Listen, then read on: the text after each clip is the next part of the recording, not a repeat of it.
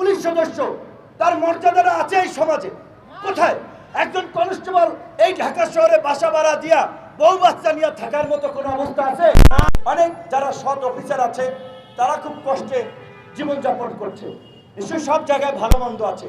তো এই যে পুলিশ ভাইয়েরা, সেনাবাহিনীর সদস্যরা, আপনাদের মধ্যে যারা ভালো আছেন তাদেরকে অনুরোধ করব, আপনারা সাহস করে এই বেনজিরের মতো কুলাঙ্গার এবং আজিজের মতো কুলাঙ্গারকে সেনাবাহিনীর সমস্ত ক্যান্টনমেন্ট এবং পুলিশ প্রতিষ্ঠানে অবাঞ্ছিত ঘোষণা করুন।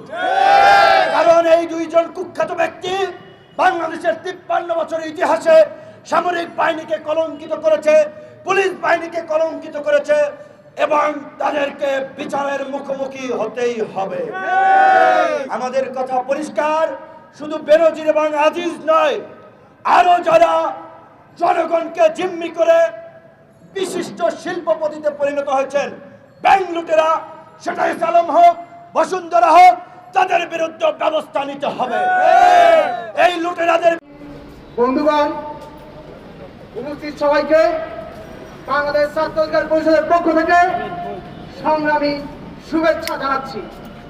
আজকে বাজার কারসাজি এমন একটা অবস্থায় উপনীত হয়েছে, আমাদেরকে ইতিহাস থেকে ইতিহাস বারবার সে চক্র আকারে আমাদের সামনে এসে হাজির হয়। বন্ধুগণ, ফরাসি বিপ্লবের আগে ফরাসের জনগণ ভাত খেতে না পেয়ে ফরাসি রাজার রাজভবনের সামনে আন্দোলন করতেছিল, আমরা ভাতের অধিকার চাই।